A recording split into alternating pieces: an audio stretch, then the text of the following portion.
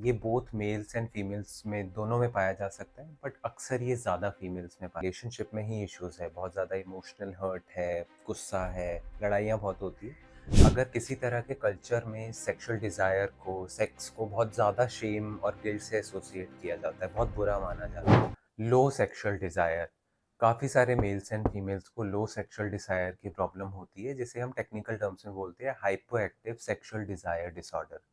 Hi, I am Leh Bajaj, I am a clinical psychologist और आज के इस वीडियो में हम बात करेंगे hypoactive sexual desire disorder HSDD के बारे में।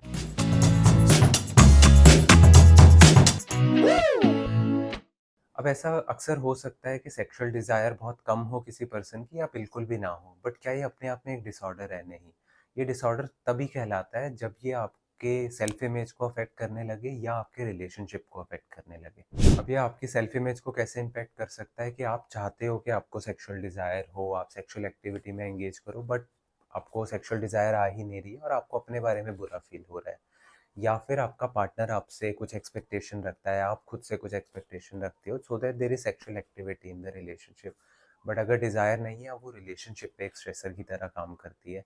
इन केसेस में ये डिसऑर्डर हो सकता है। अब ये HSDD hypoactive sexual desire disorder किसको हो सकता है? ये बोथ मेल्स एंड फीमेल्स में दोनों में पाया जा सकता है, बट अक्सर ये ज़्यादा फीमेल्स में पाया जाता है। अब ये फीमेल्स में ज़्यादा क्यों पाया जाता है उसके बारे में हम नेक्स्ट सेक्शन में बात करेंगे, जब हम बात करेंगे कॉजेज ऑफ एचएसडीडी के बारे में। अब बात करें एचएसडीडी के कॉजेज के बारे में, तो इसके दोनों फिजिकल और साइकोलॉजिकल कॉजेज हो सकते हैं। सबसे पहले बात करते हैं फिजिकल कॉजेज के बारे में, जिसमें हार्मोन्स का काफ़ी इंपॉर्टेंट रोल है। जैसे फीमेल्स में मेनोपॉज के अराउंड या प्रेगनेंसी के अराउंड बहुत ज़्यादा हार्मोनल चेंजेस होते हैं, जिस वजह से उनका सेक्सुअल डिज़ायर कम हो सकती है।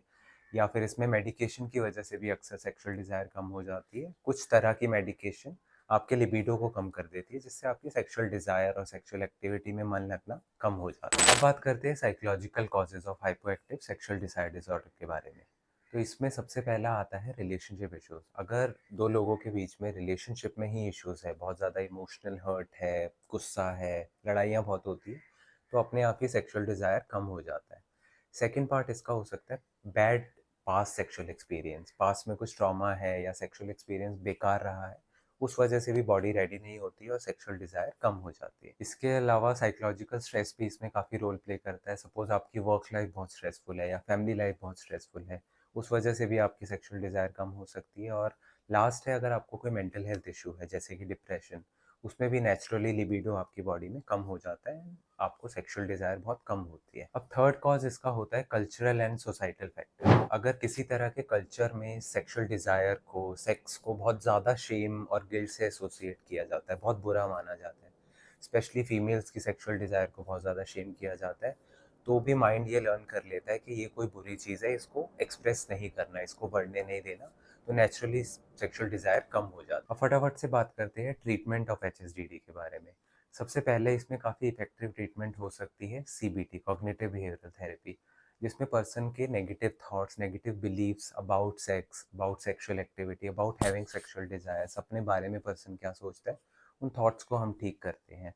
और कुछ ऐसी टेक्निक्स और बिहेवियर पर्सन को सिखाते हैं जिससे वो सेक्सुअल डिज़ायर्स पे, इंस्टेड ऑफ बॉडी सप्रेसिंग दो सेक्सुअल डिज़ायर, वो नेचुरली जितनी डिज़ायर है वो एक्सप्रेस हो पाए। सेकंड ट्रीटमेंट ऑप्शन हो सकता है कपल्स थेरेपी या रिलेशनशिप काउंसलिंग, जिसमें दोनों पार्टनर्स को बिठा के उनके बीच में कम्युनिकेशन को इस्टेब्लिश किया जाता है, B it about emotional issues, कोई हर्ट हो, गुस्सा हो, लड़ाइयाँ हो, या फिर about sexual expectation, sexual understanding of each other.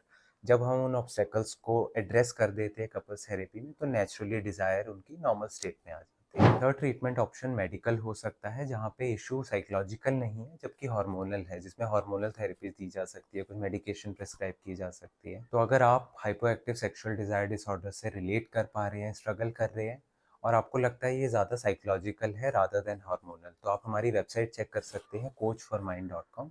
हमारे पास वेल ट्रेन्ड साइकोथेरेपिस्ट है जो आपको एचएसडीडी में बहुत ज़्यादा हेल्प कर सकते हैं, बी इट कपल्स थेरेपी या इंडिविजुअल थेरेपी के थ्रू भी। अगर ये वीडियो आपको हेल्पफुल लगा तो make sure you like the video and subscribe to our channel, जिससे इस तरह की और वीडियोस हम आप तक आते रहें। Until next video, take care.